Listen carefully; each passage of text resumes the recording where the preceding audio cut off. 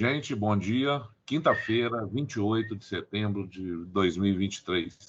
Hoje, na nossa live, teremos a apresentação da Vânia Pinheiro falando o que não devemos fazer numa adequação. Vânia, bom dia, seja muito bem-vinda. A palavra está com você. Bom dia a todos.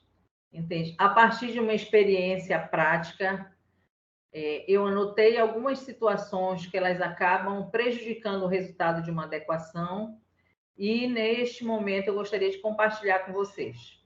Então, eu observei desde a prospecção do cliente, desde o momento das primeiras reuniões, a questão de você não trabalhar para um desconhecido. É importante que você conheça o seu cliente ou o seu provável cliente.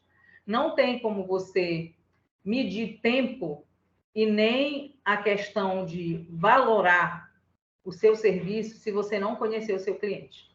Então, é muito importante que numa entrevista primeira, você consiga ter ideias da empresa como um todo, a questão do ramo, a abrangência. É muito importante você saber se tem filial, se tem matriz, porque todo trabalho ele deve ser segregado. Não tem como você copiar um trabalho de uma empresa, de uma filial, para uma outra unidade. Mesmo que ela esteja localizada no mesmo município, no mesmo estado. Então, todo trabalho de adequação de LGPD, ele é customizado, ele é personalizado para aquela empresa, para aquela unidade. Então, é importante você saber todas as informações da empresa, inclusive a questão da cultura, se é uma empresa familiar, de onde vêm as ordens, quem é a pessoa que tem informações, porque às vezes é uma sociedade, tem donos, mas os donos eles são ausentes. Sempre tem alguém que é aquela pessoa que, apesar de não ser da alta gestão, é a pessoa que ela vai ser eleita para lhe passar todas as informações. Entende? Então, na prospecção, a partir desse primeiro contato, é sugerido que você passe para a empresa um relatório, um questionário, e nesse questionário você vai perguntar alguns itens que você vai conseguir dimensionar o nível de maturidade dessa empresa, porque somente a partir daí que você também vai conseguir fazer um planejamento. Então, é importante nesse questionário você abordar alguns itens que são muito importantes para um processo de adequação, como a questão da área de tecnologia de informação, da área jurídica, entende? E a área de decisão. É importante saber quem decide, entende? Então, eu coloco muito minha experiência que nós tivemos na nossa empresa, onde nesse questionário perguntava se nós tínhamos jurídico e se nós tínhamos a área de tecnologia de informação. E realmente a empresa tinha, mas é preciso você saber o que esses setores, como eles operam, que tipo de responsabilidade eles têm.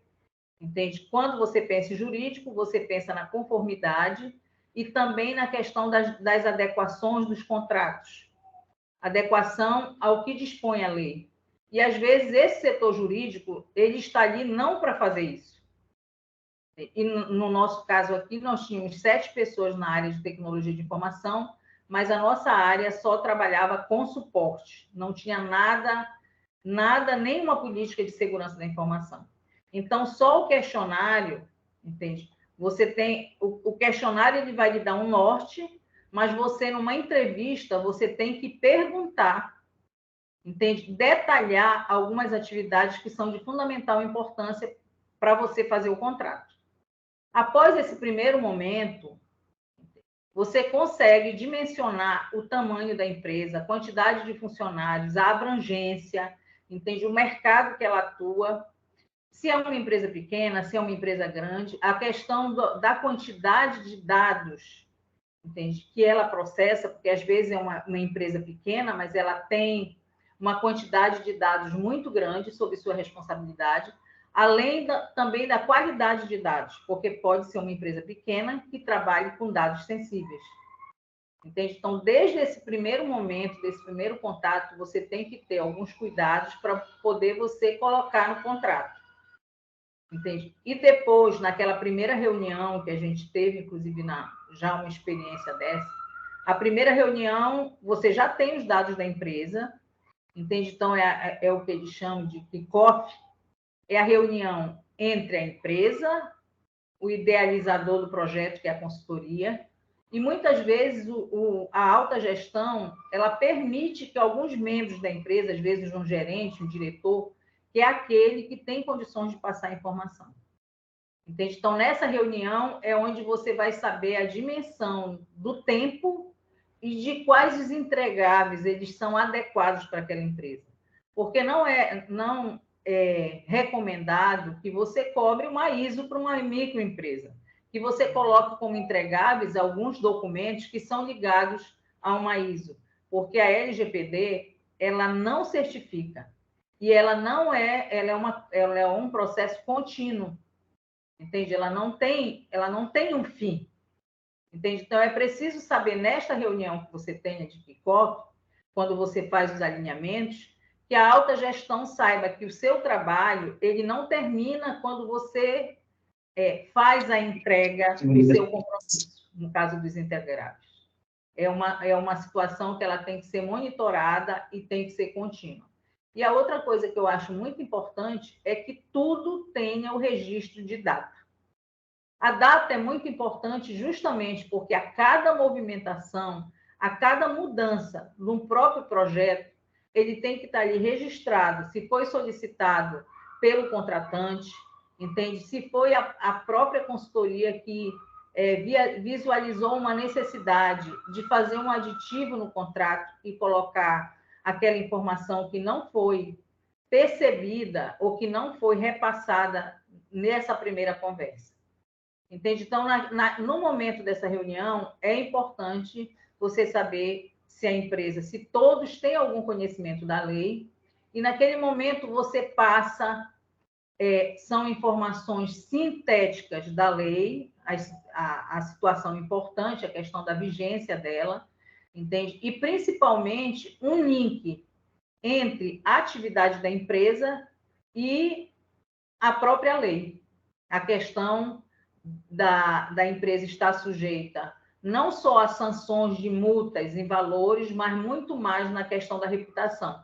Não só uma questão que vai atuar de forma negativa, mas também positiva. Colocar para a empresa que uma empresa que está se adequando, entende que ela se preocupou em contratar uma consultoria, mesmo que ela tenha uma visita de uma NPD, ela vai poder dizer que ela teve a boa fé e que ela já iniciou com as boas práticas.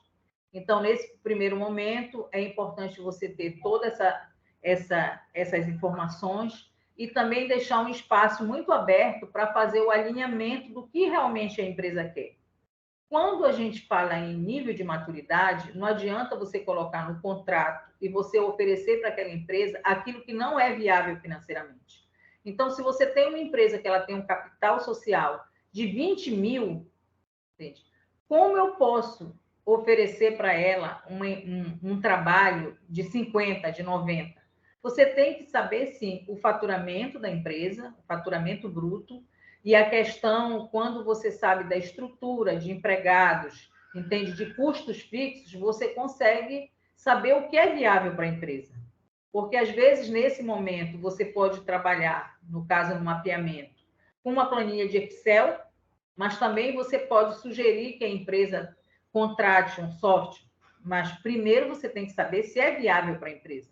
Porque tem empresa que não consegue te pagar e pagar um software. Então, você tem que começar e oferecer os entregáveis de acordo com o tamanho da empresa.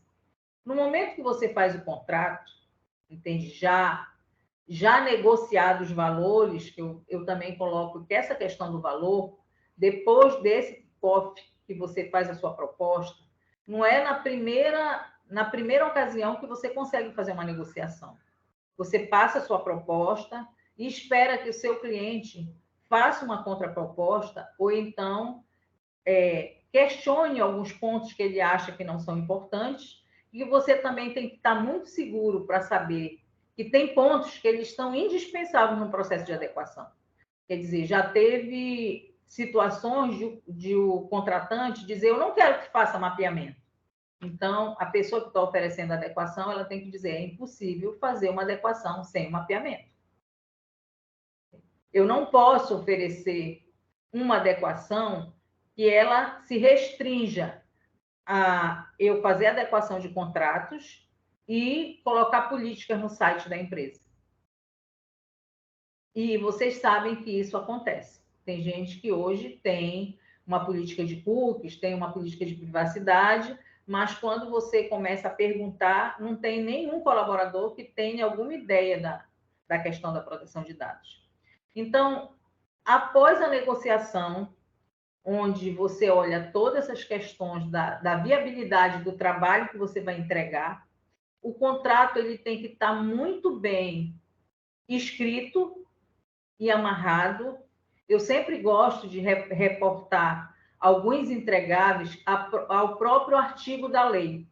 Naqueles artigos onde coloca que é obrigatório você ter aquele item, como a questão, quando se fala no comitê de privacidade, e você já sabendo do nível de maturidade da empresa, você não vai obrigar que a empresa crie um comitê de privacidade, porque às vezes é um médico e uma recepcionista. Mas com certeza em toda empresa vai ter a pessoa que ela está apta para lhe dar todas as informações. E muitas vezes não é o primeiro executivo. Mas é importante que na reunião, no momento que você está fechando o contrato, você tenha isso formalizado. Quem é a pessoa responsável de me passar todas as informações e fazer o projeto acontecer? Porque o que acontece? As pessoas fazem um contrato com uma empresa, entende? Tem uma boa, entende? A boa vontade e o querer de fazer acontecer, mas as pessoas não têm o envolvimento e o engajamento, não tem a pessoa que te passa informação, você não vai conseguir fazer um trabalho, entende? Com aquela empresa. E o trabalho para aquilo que você copia e que você entrega não vai dar certo. Ele tem que ser com. E para ele ser com, você tem que ser designado pela alta direção quem é a pessoa que vai ser o interlocutor direto entre a consultoria e a empresa. Entendeu? Então, a questão do contrato. No contrato, não deve ser dispensável de colocar a cláusula de sigilo, que não deve acontecer só na duração do contrato, mas mesmo após, porque um processo de adequação, você, na hora de analisar os processos, você tem muitos dados. E as pessoas que são entrevistadas, às vezes, elas não têm ideia dos segredos profissionais, dos segredos da empresa. Então, muitas vezes, no momento da entrevista, eles passam dados que fazem parte, entende, de marketing, fazem parte, entende, do projeto comercial da empresa. Entende? Então, no contrato, também é importante você colocar que, mesmo tendo definido um prazo, e sempre no contrato é importante colocar o cronograma de cada fase, e mesmo tendo um prazo, você tem que colocar uma cláusula onde a própria consultoria ela se resguarda, né? Porque muitas vezes você coloca no teu programa fases que elas não acontecem por culpa do contratante. São reuniões que são marcadas, são documentos que são solicitados e que eles não são fornecidos. Então, deve ter alguma flexibilidade, mas uma flexibilidade com limites, para que não venha prejudicar o trabalho final. Uma outra coisa que eu acho importante, aí já passando para após o contrato, entende? A questão da conscientização. Se fala muito no contrato de adequação da conscientização ou sensibilização de todas as pessoas da empresa. Então, a primeira coisa que eu verifiquei que não tem como você não fazer um nivelamento, de você não separar o pessoal de nível operacional, do administrativo, do técnico. Porque muitas vezes você tem que adaptar uma linguagem e os exemplos na hora de você passar a sensibilização de acordo com aquele público. Então, é muito importante, entende, que você tenha essa sensibilização, entende, correspondente ao nivelamento do quadro de colaboradores. Porque, no final, o maior objetivo de um processo de adequação é proteger o titular E para proteger o titular, eu tenho que consolidar uma cultura na empresa. E eu não consigo consolidar essa cultura se não for através das pessoas. Entende? Então, é muito importante isso. A outra coisa também, o pessoal confunde muito sensibilização e capacitação. Quando você faz esse primeiro treinamento de sensibilização, você dá noções gerais, você consegue colocar que o colaborador ele se sinta responsável por esse processo de implementação, porque ele está aí, ele é que vai proteger os dados do titular. Você, como consultor, você vai orientar. Entende? Então, você precisa criar meios de ter esse engajamento, mas como no processo de adequação tem várias fases, essa sensibilização, entende? Ela não é suficiente para garantir que as pessoas envolvidas numa fase de mapeamento, ela tenha ideia do mapeamento só com essa sensibilização. Então, por isso a gente divide. A sensibilização é no primeiro momento, entende? Adotando esse nivelamento de uma linguagem que seja possível, mesmo numa empresa pequena, você vai criar uma linguagem que seja possível o entendimento por todas as pessoas do grupo, apesar de níveis diferentes. E, por um outro lado, também, nesse momento da sensibilização, já é importante você falar do mapeamento. Você falar que vai ter uma fase do processo, onde as pessoas vão ter que pensar naquele processo que é de responsabilidade dele, entende? Então, já logo no início, você chama o colaborador para o trabalho. Você chama o colaborador a se comprometer com todo um trabalho que não é feito só pela consultoria, mas que depende dele.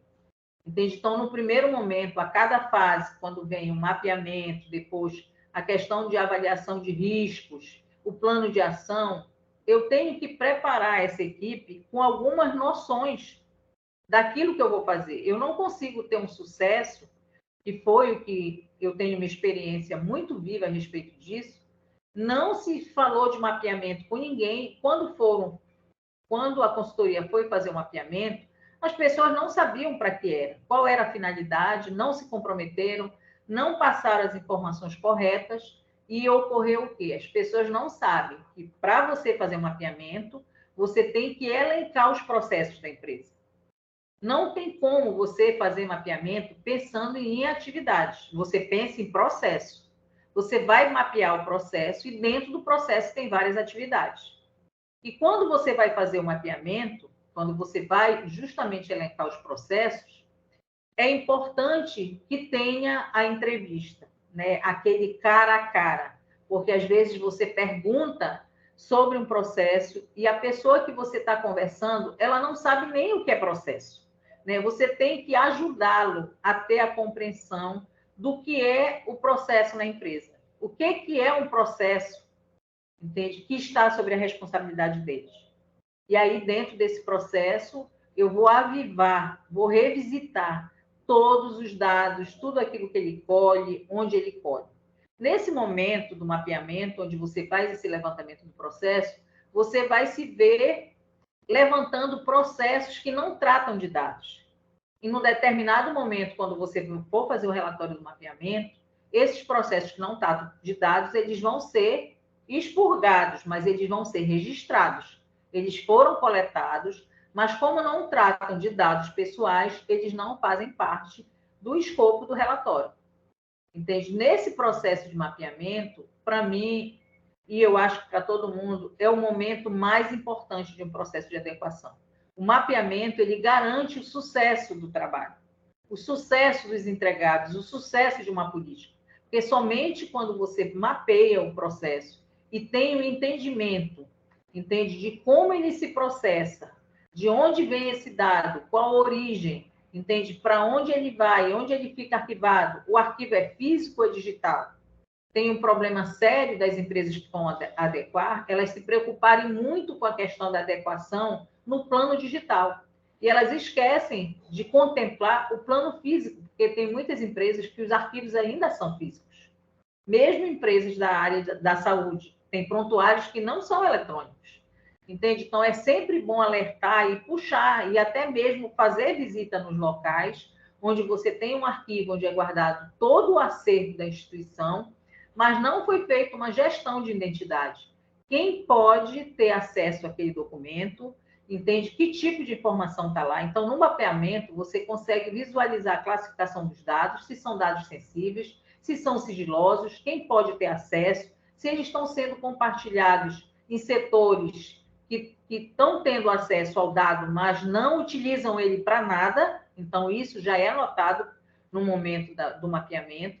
E a questão também, quando você for falar em mapa de risco, que tem uma ligação direta com esse trabalho do mapeamento, porque na hora que você está colhendo essas informações sobre o processo, você consegue fazer as perguntas e saber a criticidade. Tem algum dano para o titular? Eles sempre falam do mapa de risco, onde eu consigo visualizar se é um dano alto, entende? Se é um dano médio, entende? Tanto eu vejo a questão do gap, que é a falha, e o risco, que é o impacto dessas falhas, trazendo algum tipo de prejuízo para o titular.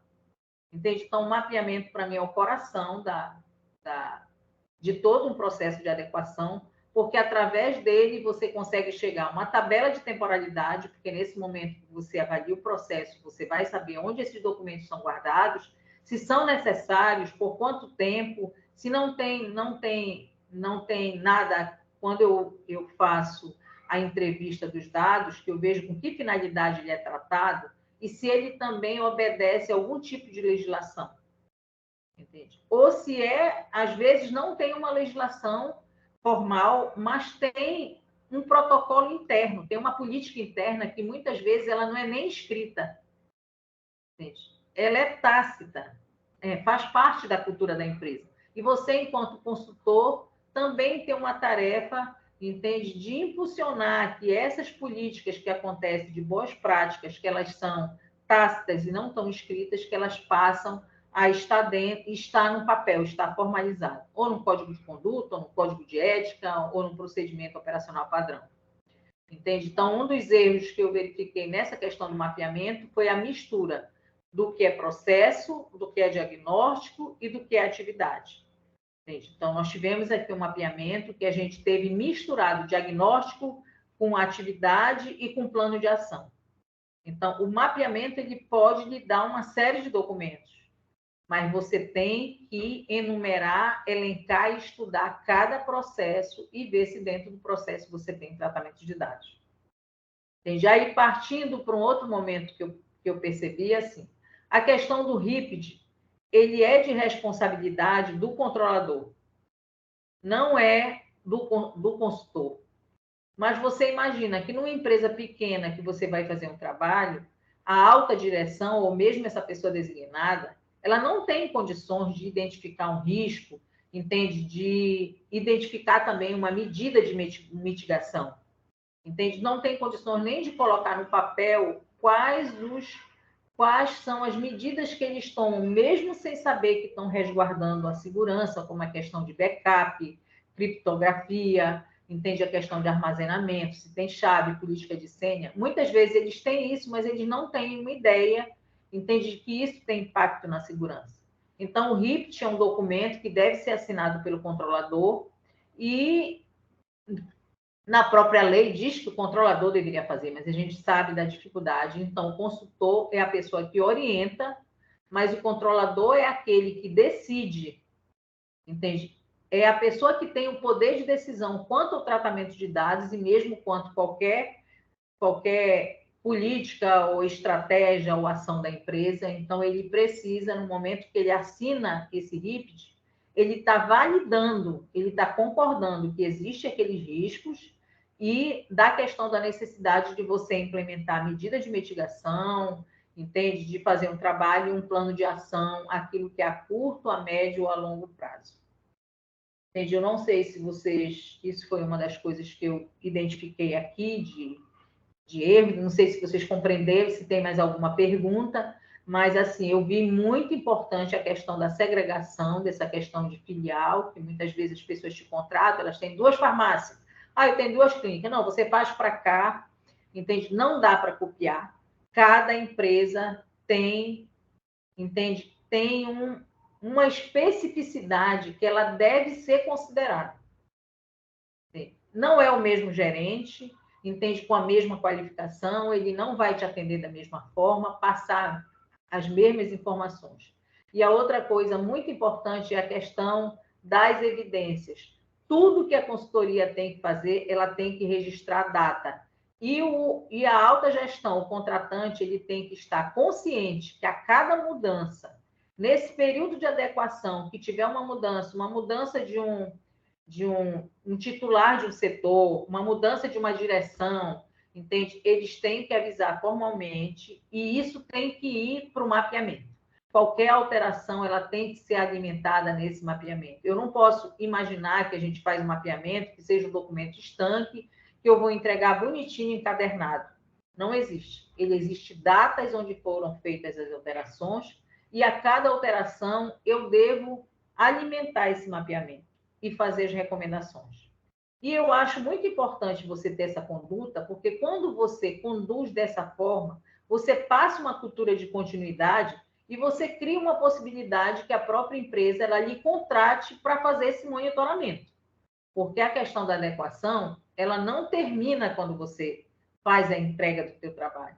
Ela tem uma necessidade de continuidade, onde, se você for um bom consultor e conseguir passar para a empresa a importância, entende, de que esse plano esteja sempre atualizado, entende, você pode ser uma peça muito importante para dar continuidade como consultor, para de 6 em 6 meses, entende? A questão dos contratos, uma coisa que eu vi também. O pessoal faz a minuta dos contratos, mas ele não se preocupa com os contratos já existentes. Então, nós temos duas situações. Nós temos os contratos existentes, que eles têm que ser adequados através de aditivos, e temos que ter uma minuta de contrato para os próximos clientes, para os próximos funcionários, entende? Aquilo que vai estar minutado para uma próxima fase, onde deve ter, sim, além da cláusula de adequação da LGPD, a questão da cláusula de confidencialidade. Entendeu? Então, não sei se vocês têm alguma pergunta, se querem mais alguma informação. Vânia, primeiramente, excelente exposição, né? Realmente é fazer na prática, alguém que vivenciou aí um bom tempo. Eu lembro de você falando lá no início sobre a adequação que você pegou e se ficou responsável. Então, eu deixo aberto aí as perguntas para o pessoal do grupo. Aproveitem, porque a Vânia é uma pessoa que fez, tá? Não é ela está fazendo alguma coisa hipotética, não. Hugo, pode perguntar, meu amigo. Bom dia, Vânia. Parabéns aí pela exposição. Obrigada. E do seu relato, né, com a experiência e com as dificuldades na hora da implementação, né? Você tocou aí num ponto muito interessante, que quando você mencionou a respeito de conscientizar, né, a empresa da necessidade dela manter sempre atualizado, né, a sua adequação, porque muitas empresas, quando a gente vai lá oferecer, né, a implementação, explicar o processo, eles acham assim, quanto tempo você vai demorar para fazer a implementação? E aí a gente, né, dá uma estimativa de um prazo, que eu entendo até que deve ser um prazo mínimo, diante das ocorrências que podem surgir no caminho, eles ficam doidos para encerrar naquele momento ali, né? Não, deu 8 meses, tem que acabar, né? Porque acha que está gerando um custo. E eu vejo muita dificuldade nisso das empresas, né? Os empresários se conscientizarem que a LGPD ela não veio assim, você implementou e acabou, né? Porque é necessário que se mantenha sempre essa política, né, de privacidade bem feita, toda a implementação, o cuidado com os dados. Mas eles, não sei, pelo menos da minha percepção dos casos que eu tenho, assim, que a gente sente, é que eles querem ficar livre logo do consultor. Não sei o que você acha disso, mas eu tenho essa experiência com isso aí. Tá? Mas era só isso mesmo que eu queria colocar aí. Camila, por favor. Oi, Vânia. Bom dia, parabéns. Achei essa exposição muito prática mesmo, objetiva, gostei muito. Eu achei assim, muito interessante quando você colocou a questão que a LGPD é um processo contínuo, né? E as pessoas realmente não têm essa consciência, né? Porque, na verdade, se a gente fala de novo aculturamento, tem que ser contínuo, porque cultura não se muda de um dia para o outro, né? Então, é muito interessante. Agora, voltando aqui à questão, aí já é uma dúvida mesmo, e eu estou sentindo muito isso no laboratório, que eu creio que não seja uma dúvida só minha, mas eu tenho muita dúvida, em especial, em particular, em relação a isso, até porque eu não tenho essa prática. Eu gostaria de saber com você, se é que você pode me explicar, a real diferença de diagnóstico e mapeamento. Eu estou sentindo muita dúvida nisso, porque as pessoas estão se confundindo muito. Ontem no grupo até alguns questionários que inicialmente, quando começamos, cada um postou lá as suas sugestões e tal, e aí, como a gente está tendo que formular mais algumas perguntas, eu coloquei justamente os questionários que as pessoas disponibilizaram. E aí depois veio a Laura falando, gente, isso aqui um arquivo não é um mapeamento tal. Então, assim, eu, em particular, de verdade, tenho essa dificuldade de compreender qual a diferença de diagnóstico e mapeamento. Se você puder me dar uma luz, eu agradeço. Bom, Camila, o diagnóstico é uma fotografia da empresa, entende? O diagnóstico é aquele momento que você chega e que você consegue identificar o nível de maturidade, a nível não só a questão da organização da empresa, da questão de política, das questões do arquivo, é como ela funciona hoje. O diagnóstico, eu vou fazer uma fotografia da situação atual da empresa. E quando eu estou fazendo o diagnóstico, eu consigo vislumbrar que num processo de adequação, a gente tem no artigo 50, a questão da governança e as boas práticas, então eu consigo no diagnóstico vislumbrar os entregáveis, a necessidade daquela empresa. Entende? E o mapeamento, quando eu faço mapeamento, como eu disse, eu elenco os processos, e aí o mapeamento ele é voltado para eu descobrir o que aquela empresa faz com os dados do seu titular. Quem são os titulares dela? Que dados ela colhe? Entende? São sensíveis, não são sensíveis, necessitam de consentimento, eles estão fazendo, esses dados são compartilhados internamente, que no caso são os acessos que são compartilhados dentro da própria empresa, ou eles são compartilhados com terceiro, com banco, com empresas que estão fora. Então, quando você vai fazer o mapeamento, você não está fazendo essa fotografia da empresa. Ao contrário, você vai agora fazer a fotografia do processo, mas sempre olhando para uma pessoa que é de extrema importância nesse processo todo, o titular do dado. Seja ele colaborador, seja ele cliente, entende? Seja ele uma pessoa que nem é colaborador, nem é cliente, mas alguém que se interessou e fez um cadastro. Então, nesse momento do processo, entende? Eu estou muito voltada, entende? Para tudo que vai acontecer que manuseia, ou tem acesso, ou faz leitura, ou faz cadastro, ou arquiva o dado do titular. Quando eu penso no diagnóstico, eu penso na empresa como um organismo vivo. Essa empresa que ela tem uma abrangência, que ela tem uma localização, que ela tem funcionários, que ela tem um setor de contabilidade externo que faz a folha de pagamento, e que eu tenho que mandar uma série de dados dos meus colaboradores pelo motoqueiro, eu vou verificar como hoje ela está agindo. Quando eu vou para o processo, eu já vou ver que aquele motoqueiro que vai levando os dados do meu colaborador, que eu tenho um risco se eu estou levando dados confidenciais. Então, aí eu já tenho uma outra visão. Eu estou levando o processo, entende? Visualizando a questão da proteção e da privacidade dos dados do titular. E quando eu faço o diagnóstico, eu estou fazendo a fotografia da empresa, suas fragilidades, onde ela está localizada, como é feita a gestão, se é uma empresa familiar, qual é o nível hierárquico. Eu faço um desenhozinho, inclusive a questão de um organograma, entende? Que muitas vezes ele é desenhado no papel quando você vai fazer uma proposta, ou é um organograma que você consegue, com o diagnóstico, idealizar na tua cabeça, porque você sabe que é assim que aquela empresa funciona. Eu espero ter esclarecido. Sim, foi muito esclarecedor. Muito obrigada. Ulisses, por gentileza. Primeiramente, bom dia a todos. Muito boa a explanação, doutora Vânia. Eu queria, na verdade, colocar alguns pontos. Eu sou da área de TI, né? Sou de PO em várias empresas, na verdade, aqui no Paraná, estou falando de Curitiba. E eu acho que o grande problema que a gente tem em relação todas as questões, elas são conceituais. Por quê? Porque, assim, quando eu começo a trabalhar com a questão da LGPD, na verdade, não só com a LGPD, mas eu falo sempre na parte de compliance, né? Eu não trabalho só com a parte de LGPD, eu trabalho com toda a parte das questões, por exemplo, de PCN, né?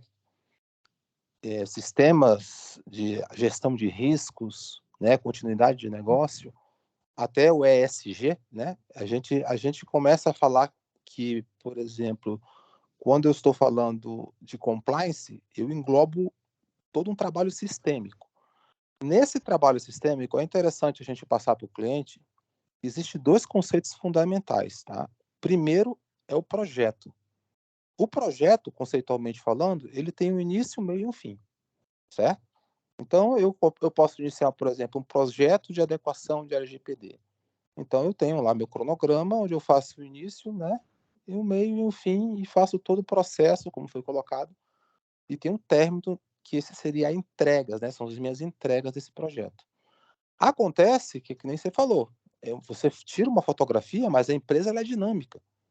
Como a empresa ela é dinâmica, se eu entregar um papel em uma semana, pode ser que na outra semana, né, já esteja completamente atualizado se, por exemplo, uma pessoa-chave desse processo sai. Então, eu começo com o que a gente chama de programa, ou seja, que a gente conhece por PDCA, né? Eu inicio um processo de PDCA com um programa de adequação. E as pessoas elas confundem muito porque elas não conseguem diferenciar a questão do projeto e do programa, né? Que são conceitos completamente diferentes, inclusive, né? O programa é que vai dar continuidade no projeto, né? Ou seja, para que ele não fique parado, não fique atrasado. E dentro disso, para fazer os mapeamentos, inclusive que a nossa amiga acabou de colocar, que as pessoas têm muita dificuldade são os conceitos de ativos, por exemplo. Quando a gente fala de ativo, a primeira coisa que vem na nossa mente são coisas que são tangíveis, né? É meu computador, é minha impressora, é meu inventário. Só que os ativos não são só as coisas tangíveis, são as intangíveis também, né? Então, assim, quando eu falo, por exemplo, de levantamento dos ativos da empresa, eu estou falando, por exemplo, se você tem um data center fora, os teus e-mails que estão, por exemplo, nos Estados Unidos, né? Os teus ativos que dependem, por exemplo, lá do teu data center. Você não sabe nem onde estão teus dados, muitas vezes. Então, essa questão de você separar um mapeamento com os ativos que são digitais e analógicos é fundamental, porque todo departamento, né, ele vai ter esse tipo de ativo. E as pessoas, por exemplo, elas não reconhecem que uma licença de software, por exemplo, que uma máquina está pirata, se trata de um ativo digital, entende? Elas têm o conceito que ativo é uma coisa que são palpáveis, e não é assim. Então, por isso que eu sempre falo que é muito interessante a gente ter esse conhecimento, principalmente na área de TI a gente tem bastante, porque a gente tem, eu chamo de baseline, né? A gente usa sempre uma ISO para poder conduzir todo esse programa, esse processo, né? Na verdade, primeiro o projeto, depois o programa, né? Para poder desenvolver esses processos. Porque realmente foi o que foi falado, se a alta direção ela não tem o conceito, a coisa se torna muito vaga, sabe? Então eu queria só implementar, não sei se a doutora Vânia concorda com isso, mas era só para dar a minha opinião também, né, para acrescentar ainda mais essas questões. Concordo, sim. Inclusive, quando você vai fazer esse levantamento, quando você pergunta qual a quantidade de ativos, o pessoal acha que ou é máquina ou é o dado atual e o dado que está arquivado. Entende? E é muito mais do que isso. Eu concordo em tudo que você falou. Inclusive, assim, lembrando aí quando você falou que era de PO, entende? Logo no início do nosso trabalho, para a empresa pequena, eu sempre, quando falaram, empresa pequena não tem necessidade de ter um DPO. Depende. Aí o que eu vejo é assim, a gente já sabe que depende dos dados que ela trata, da volumetria, dos riscos, mas eu sempre acho que quando a empresa, quando a consultoria ela está fornecendo serviço, ela pode dar como um plus um DPO as a service, entende? Porque esse DPO, ele vai acompanhar, entende? A construção de todo um trabalho. E ele não deve ser perfeitamente. O que eu acho importante na hora que a gente for abordar o cliente é falar em compliance, sabe? Eu nunca falo em LGPD, por exemplo, porque o LGPD é uma parte do compliance. E quando você coloca uma empresa em compliance, você está dando valor, né, à empresa, né? Não é uma coisa que o cara... É que é questão cultural, né? Já discutiu isso em outras lives aqui, né? Infelizmente você fala assim, eu vou fazer a LGPD para não levar multa, né? Então, é mais por medo do que por valor, né? Muito mais que isso. Então, essa questão é importante, né? Colocar o compliance como que está vendendo e a LGPD como parte disso, né?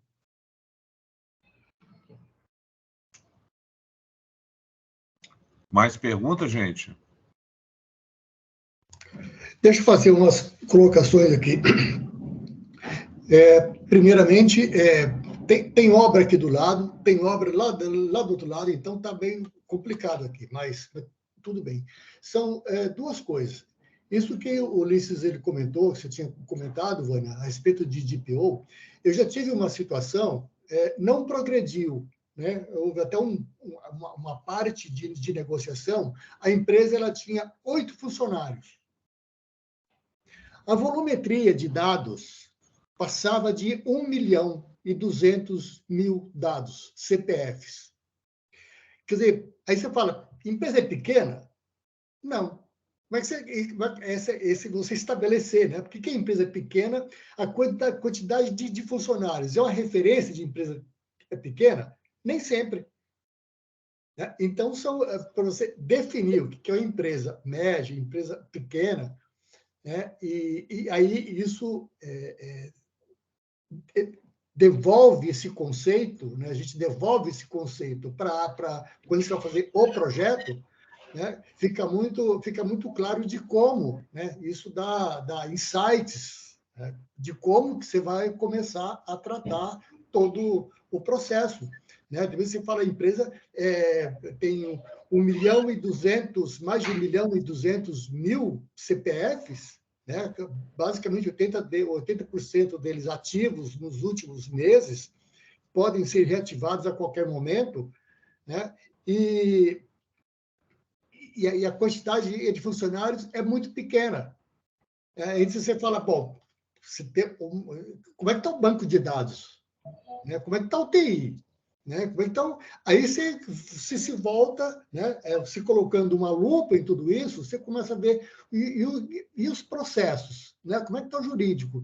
Aí quando você chega na parte de diagnóstico, é fundamental. O diagnóstico é a escavação, né, do prédio que se está construindo. E o mapeamento, obviamente, ele vai ser a fundação. Tá? Concordo, gênero, número e grau que você falou, que realmente o mapeamento é a fundação do prédio. Se não fizer bem feito, esse prédio ele vai cair. E tem muito prédio caindo, né? Prédio entre aspas, né? Tem muito processo, projetos executados aí, que a gente sabe, aos montes, né? Por falta daquele conceito que foi colocado anteriormente, que é multidisciplinar. Né? Quando você vai executar os processos, né? Vai no RH, lá no TI, né? E você tem que estar sempre atento, né? Que são visões diferentes, né? Da trajetória do dado que está passando por ali, são visões diferentes que você tem que ter. Né? Então, realmente... Fala, Vânia, depois eu continuo com a outra coisa. Eu lembrei agora, assim, também, que uma das falhas que eu vejo nessa questão da adequação é quando você faz todo o processo e acha que terminou, mas em nenhum momento você se preocupou em preparar as pessoas para a questão do incidente de segurança. Entende? Para saber se aquele incidente você deve informar o titular, você deve informar a NPD, você tem que apenas estabelecer instrumentos de mitigação, mas deve ser divulgado na empresa, deve ser tratado de forma que as pessoas tenham a compreensão da responsabilidade de cada um. Então, o que eu vejo, e eu já vi projetos de adequação, que eles não pensaram nisso. Eles não pensaram na possibilidade de ter um vazamento de dados, entende? Não com tanta repercussão, independe de se for pequeno, se for grande, mas a pessoa tem que estar preparada para um vazamento de dados grande, que tenha uma repercussão, que tenha um impacto grande na vida do titular. E a pessoa faz adequação e não coloca esse ponto como um ponto fundamental, é o fechamento do trabalho. As pessoas têm que estar preparadas para saber se vão divulgar, entende? Se é preciso divulgar, se é preciso comunicar para a NPD, entende? Se tem que ter um grupo de trabalho justamente para cuidar de incidentes, onde eles vão fazer um plano de ação, criar instrumentos e medidas de mitigação, entende? Criar novos processos preventivos que aconteçam novamente aquelas falhas, entende? Então, é assim, não adianta você imaginar que você faz um projeto de adequação e quando chegar no final, como teve a questão da entrega aqui, que você perguntava, as pessoas não sabiam o que era incidente. O que é incidente de segurança? Quer dizer, entende? Então, tem que ter um módulo dentro do teu projeto de adequação que valorize essa fase, que ela é fundamental.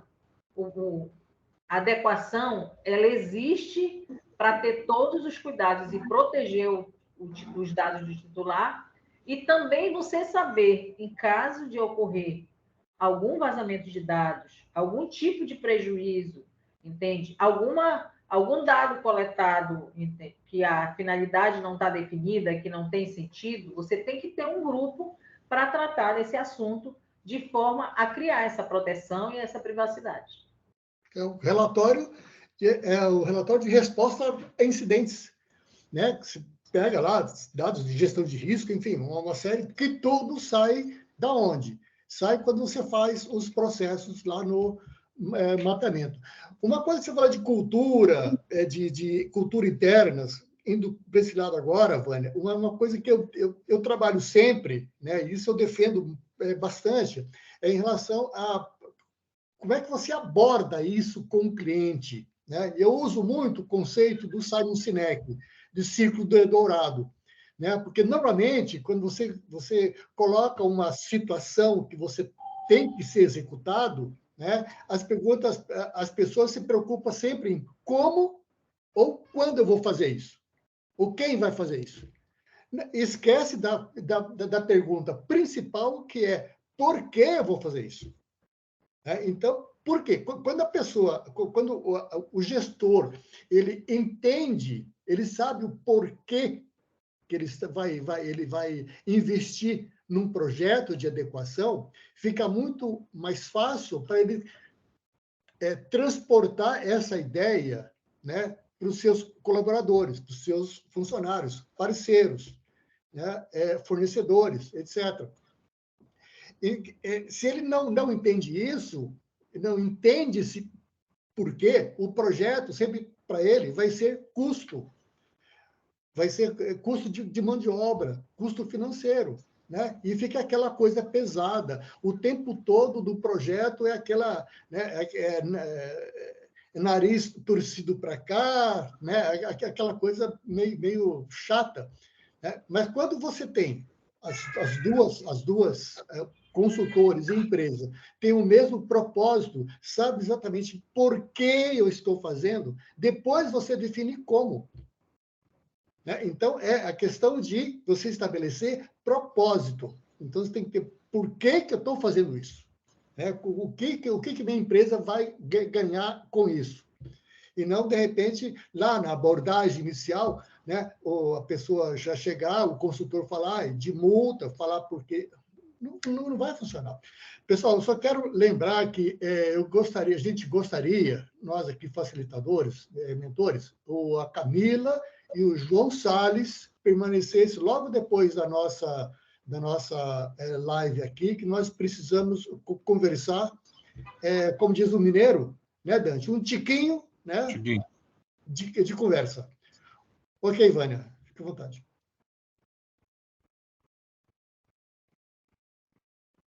Não ouvi a Cristiane falar hoje. A Cris está aí?